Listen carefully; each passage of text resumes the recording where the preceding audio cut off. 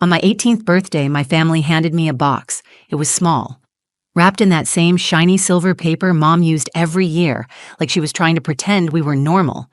My heart fluttered. Maybe, just maybe, this year would be different. I looked up, smiling nervously. Mom stood across the table, arms folded tight, eyes unreadable.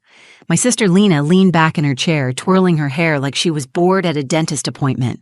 My little brother Jake was already snickering, probably because Lena whispered something in his ear. Uncle Roy had that smug grin plastered on his face, the one he wore whenever someone was about to be humiliated, but wasn't him. Grandpa sat quietly in the corner, his hands folded neatly in his lap. He didn't look at me. He just stared at the cake in the center of the table, like he knew something I didn't. The box was light. Too light. My hands trembled just a little as I pulled the ribbon loose. I tried to keep my face neutral, but inside, my heart was thudding so loudly it echoed in my ears. I lifted the lid, and that was it. No gift, no card, just a single folded note. At first, I thought it was a joke. Some kind of scavenger hunt? A clue? My pulse jumped with a tiny flicker of hope until I opened it and saw 5 words scribbled in black ink. Try being useful for once. Silence. Then Lena burst out laughing. Even her gift is empty, she said, loud enough for everyone to hear, just like her life. Everyone laughed. Jake chuckled along with her. Uncle Roy slapped his knee like he'd just heard the best punchline of the year. Even Mom. She didn't laugh, but I saw her smirk, like she approved. I couldn't move. My stomach twisted so hard I felt sick. The note dangled from my fingers, crumpling slowly as my grip tightened. My cheeks were burning, and I couldn't tell if it was from rage or shame. Maybe both. I stared at them, each of them, and all I could think was, this is what I am to them. A joke, an inconvenience, an empty box. Lena's face was gleaming with satisfaction, her eyes locked on mine, daring me to cry. I wouldn't, not in front of her. My voice caught in my throat, but I swallowed it. I could feel my hands shaking now, and I quickly set the box down before they noticed. I didn't say a word. What was there to say? Instead, I stood up. My legs felt like they weren't even part of me, but somehow I walked.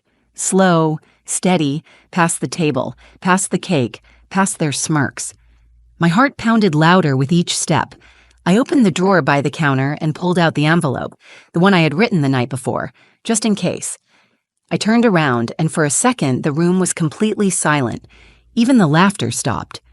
Grandpa looked up. I walked to the table. My footsteps echoed on the hardwood floor as if the house itself had gone still. I placed the letter right in front of my mom. No words, just a calm, deliberate motion. Her smirk vanished. Lena's smile faltered. She blinked, confused. What's that? I didn't answer. I didn't need to. I sat back down, folded my hands in my lap, and looked straight ahead. My face was calm, but inside, I was shaking. Not with fear, but with something new, something like power. Mom picked up the letter, and as she unfolded it, her face went pale. They say birthdays are supposed to be about love, about celebration. But for as long as I can remember, mine felt more like a formality, a box they checked so they could say they did their duty. I'm Emily, just turned 18, the quiet one, if you asked my family, or more accurately, the invisible one. Growing up, I wasn't the star athlete like my brother Jake, or the academic overachiever like Lena. I was just there. I liked writing. I spent my afternoons filling notebooks with stories no one read, thoughts no one asked about.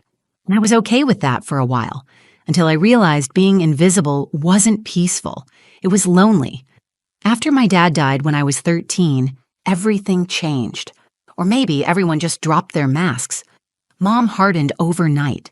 She was already tough, working long hours as a nurse, holding the house together. But after he was gone, she stopped smiling, stopped noticing me. The only time she spoke to me was to point out what I hadn't done. Dishes, grades, laundry. My entire existence became a checklist she never wanted to check off. Lena, of course, stepped right into the spotlight. She was 17 then, confident, charismatic, the one everyone admired.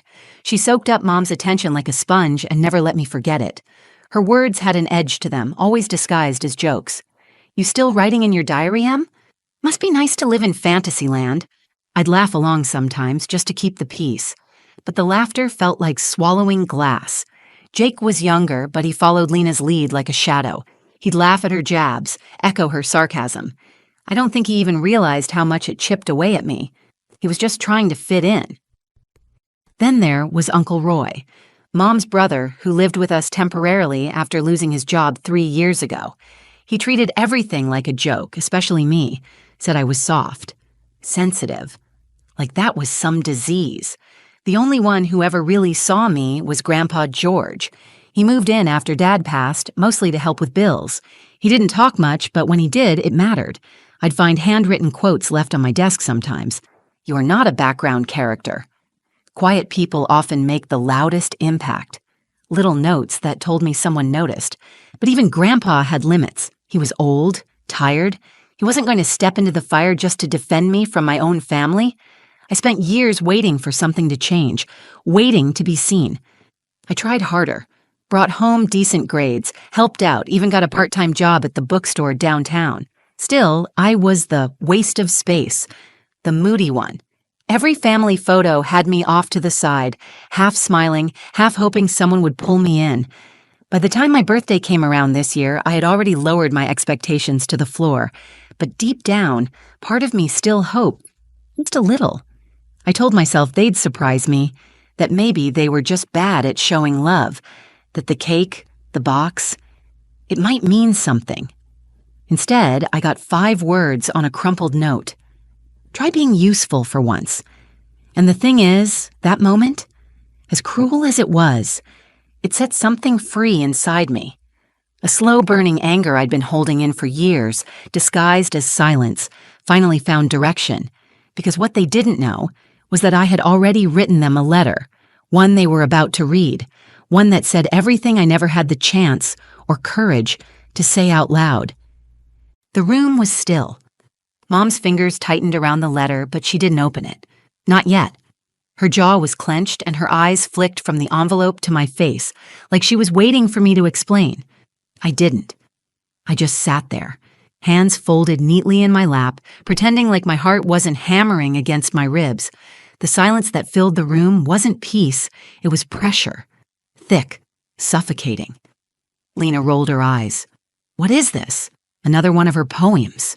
Jake chuckled under his breath, like it was safe to laugh again now that his big sister had spoken. Uncle Roy let out a sharp sigh, muttering, "Drama queen," like it was some reflex. And just like that, the spell broke. The room erupted into casual cruelty again, as if they hadn't just dropped a verbal grenade in my lap 5 minutes earlier, as if the note hadn't stung so badly I could still feel it under my skin. But I wasn't listening to them anymore. I was watching Mom. She hadn't looked back at me since I placed the letter on the table. Her fingers ran along the edge of the envelope like she was weighing whether it was even worth opening. She had that tight, pursed lip expression she always wore when I disappointed her, which, apparently, was always. A strange sensation washed over me, part anger, part freedom. For so long, I thought if I just tried hard enough, they'd eventually love me the way I needed. I thought there was something wrong with me, that I wasn't doing enough. But staring at them now, laughing and brushing it off, I felt something shift. Maybe it wasn't me who was broken. Maybe it was them. My eyes locked with Grandpa George's across the room. He wasn't laughing. He hadn't even flinched. He just stared at me with that quiet knowing in his eyes and gave me the smallest nod. The kind of nod that said, "You did the right thing." Still, it didn't make the sting any softer. Because no matter how strong you try to be, being humiliated by your own family in front of a birthday cake with your name on it hurts like hell. The air was stale. The candles were still flickering, long after anyone had cared to sing. I looked at the cake. Plain vanilla. Store-bought. The kind you get when you remember someone's birthday at the last minute. They hadn't even bothered to ask what kind I liked. Not that I expected them to. I took a breath, but it caught in my throat. The humiliation wasn't loud. It wasn't screaming or crying. It was the quiet kind, the kind that sits in your bones and whispers, "You don't belong here." My fingers curled around the edge of the table to keep from trembling. My chest felt tight, like there wasn't enough oxygen in the room. I wanted to scream, or cry, or run. But I didn't, because in that moment I realized something. They didn't get to define me anymore. Not with their laughter, not with their silence, not with their stupid, empty birthday box. I didn't need their validation to matter. I had written that letter for a reason. I didn't know if it would change anything, but I knew it was the truth, and that made it enough. As Mom finally slid her nail under the flap and started to open it, a chill ran down my spine. Not fear, anticipation, because they thought the joke was over, but it hadn't even started yet. The envelope opened with a soft tear, barely a sound, but to me it was thunder.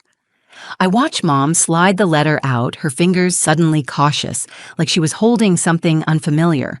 Maybe for the first time in her life, she wasn't sure what to expect from me. That alone was enough to make my breath catch. I didn't look away. Not this time. My whole life, I'd been taught to shrink, to stay small when things got loud, to apologize even when I didn't know what I'd done wrong. But something shifted in me the night before, when I wrote that letter. For once, I wasn't going to beg them to understand.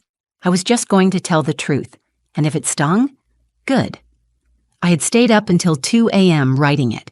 Every sentence was a fight against the voices in my head telling me to stay quiet, to avoid conflict, to keep peace that only existed when I disappeared. But I didn't stop writing. I couldn't. Page after page poured out of me. Memories I'd buried, things I wanted to scream but never dared. I wrote about Dad, how his death cracked everything, how I stopped feeling safe in my own home after he was gone, how Mom changed, not just in grief, but in presence. She stopped looking at me, and when she did, it was only to point out what I hadn't done. I wrote about Lena, how every insult, every jab disguised as just kidding was another stone in my pocket dragging me down, and how she always got away with it because she was loud and shiny and easy to love. I wrote about the way Jake copied her cruelty, how Uncle Roy turned every moment into a punchline, and how I learned to walk quietly so I wouldn't get in anyone's way. But most importantly, I wrote about who I was becoming, without them. About how I'd started therapy 6 months ago, in secret. How I'd applied to a creative writing program 2 towns over. How I was saving money from my part-time job at the bookstore. And how, by the end of the summer, I'd be moving out. No fight, no yelling. Just a decision. I was leaving. Because I refused to spend the rest of my life trying to be useful to people who only saw me as a burden. The letter ended with one sentence I had rewritten over and over until it stopped shaking on the page. You will no longer have the power to define who I am. That was what Mom was reading now. Her eyes scanned the pages slowly. I saw the shift happen, the flicker in her expression. Her brow tensed, her lips pressed together. She looked like she was swallowing something bitter. For once, she didn't know what to say, and that terrified her. Lena stopped laughing. She leaned in slightly, trying to read over Mom's shoulder. "What even is that?" she asked, her voice quieter this time. No one answered. Uncle Roy scratched his chin, clearly uncomfortable. Jake slouched deeper in his chair, glancing at me and then quickly away. I think he was waiting for someone to make a joke, to break the silence, but none came. The silence was mine now, and for the first time in a very long time, I didn't feel small in it. I didn't need to shout. I didn't need to explain. I had said everything I needed to in that letter, and watching them sit with it, watching it knock the wind out of them without me raising my voice, was more powerful than anything I could have screamed. They had taken my birthday and tried to reduce me to nothing, but I'd turned it into a mirror, and now they had to look. Mom's eyes were still moving across the page, but slower now, like each word weighed more than the last. I could see her lips twitch as she tried to keep her face neutral, but it wasn't working. The muscles around her mouth tightened, her throat bobbed. I had imagined this moment so many times. Sometimes I pictured her throwing the letter away. Other times I saw her tearing it in half or laughing it off, but I never imagined what actually happened. She folded the letter in her hands, gently, almost with care. Then she just sat there, staring at it. The silence grew so loud it rang in my ears. Lena was fidgeting. Her bravado had slipped completely now. "Seriously, what does it say?" she asked, but her voice didn't carry the usual smug confidence. It was thinner, unsure. Mom didn't respond. She just looked at me. Not through me, not past me, at me. It was the first time in years I felt like she actually saw me, not as a disappointment, not as someone to correct, but as a person, a daughter, maybe even someone she didn't fully know. Her voice, when it finally came, was soft, raspy. "You wrote this?" I nodded once, steady. I didn't flinch. She blinked slowly, and I noticed her hand was trembling. "Why didn't you ever say something before?" The question felt absurd. I almost laughed. Why didn't I? I had tried. I had begged for scraps of attention, lowered my voice, shrunk myself, done everything I thought they needed. But I kept my reply simple. "I didn't think you'd listen." That hit her. Hard. Her eyes dropped back to the letter like she was trying to read it again without physically doing it. As if seeing it twice would soften the blow. Lena looked back and forth between us. "So what, you're just going to throw a guilt trip and act like you're the victim?" I turned to her, calm, clear. "Lena, you called me empty on my birthday." She froze. It was the first time I'd ever called her out directly. I could see her chest rise a little too fast. Her lips parted like she had something to say, but she didn't. Uncle Roy cleared his throat, breaking the tension. "All right, let's not turn this into a therapy session. She's just being dramatic." "No," Grandpa George interrupted. His voice was soft but firm. "She's not." That silence? It came back harder than before. Everyone looked at Grandpa. He had barely spoken all night. Now his hands were resting on his cane, his back straight despite the years carved into his bones. "She's the only one in this room who's had the courage to say what needed to be said," he said, glancing around. "Maybe instead of mocking her, we should have listened a long time ago." The table was stunned. For a moment, I didn't know what to do. I had prepared for rejection. I had braced for more ridicule, but I hadn't prepared for this crack in the surface, this possibility that maybe, just maybe, someone understood. I looked at Grandpa, and he gave me that same quiet nod. Mom let out a slow breath. "I didn't know you were hurting like this." I didn't say it was obvious. I didn't list the birthdays they forgot, the nights I cried myself to sleep, or the times I was talked over like furniture. I just said, "Now you do." I stood up, not to storm off, not to make a scene, just to leave, calmly, with my dignity intact. I picked up my jacket from the back of the chair and looked at them one last time. "I'm going to be okay, with or without you." Then I walked out the front door, into the cold night air, and for the first time in years, I could finally breathe. The air outside was crisp, almost sharp against my skin. I hadn't realized how warm and stifling it had been in that house until I stepped out. For a second, I just stood there, still clutching the edges of my jacket, heart pounding like it was trying to catch up with everything that had just happened.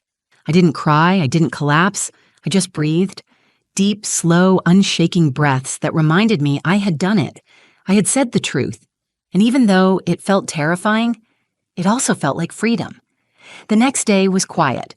No texts, no calls, not even a passive-aggressive knock at my bedroom door. I think they didn't know what to do with what I gave them. I had handed them my pain, my truth, my choice, and walked away. That power shift, it left them speechless. For a while, I wasn't sure how I felt. Lighter? Yes. Relieved? Definitely. But also sad. Because deep down, even after everything, I wanted them to love me. I wanted my mom to hug me and tell me she was sorry. I wanted Lena to come into my room and finally see me. I wanted Jake to ask if I was okay. I wanted someone, anyone, to say they were proud of me. But wanting something doesn't mean it'll come. And healing doesn't always mean reconciliation. A few days later, Grandpa knocked gently on my door. He didn't say much, just handed me an envelope, smiled, and left. Inside was a note, his handwriting shaky but still strong. "You're not wrong, Emily, I've seen it, and I wish I had spoken up sooner. You are not empty, you are powerful, keep going." That letter? It meant everything. It didn't fix the years of silence or the ache I still carried, but it reminded me that even if most of them didn't get it, someone did, and sometimes that's enough to keep moving forward. 2 weeks later, I moved out. I found a small room above the bookstore where I work. The rent isn't cheap, but it's mine. The walls are covered in sticky notes with story ideas. My desk is cluttered with pens and empty coffee mugs. There's a little radio that plays old songs I've come to love. It's not perfect, but it feels like me. I got into that writing program, by the way, the one I mentioned in the letter. I start in the fall, and for the first time in my life, I'm building something of my own. Not to impress anyone, not to prove my worth, but because I want to. Because I have stories to tell, because I deserve to be heard. And my birthday? I celebrated it again. A small night with 2 friends from the bookstore. No box, no fake smiles, just laughter, real conversation and cake. Chocolate, my favorite. Looking back, I don't hate my family. I really don't. I think they were hurting too in their own broken ways. But hurt isn't an excuse for cruelty, and silence isn't strength. So if you're watching this and you've ever felt like the black sheep, the invisible one, the disappointment, just know this. You are not an empty box. You are a story in progress, and you get to decide how it ends. Sometimes the most powerful thing you can do isn't scream or fight or argue. Sometimes it's standing up, speaking your truth, and walking out the door with your head held high. Because healing doesn't always look like fixing what's broken. Sometimes it looks like building something new. So, if this story resonated with you, even a little, if you've ever felt overlooked, unheard, or like you were never enough for the people who should have loved you most, I want you to know you are not alone, and your story matters. Drop a comment below and tell me what part hit home the most, or just leave if words feel too heavy right now. I read every single one. Share this video with someone who might need it. Maybe a friend who feels unseen, or a sibling who needs to understand. Like the video if it made you feel something. It helps more than you know. And if you want more real, raw stories like this one, subscribe to the channel and turn on notifications so you don't miss what's coming next. Thanks for sitting with me through this. Until next time, be loud, even in your quiet. Be honest, even if your voice shakes.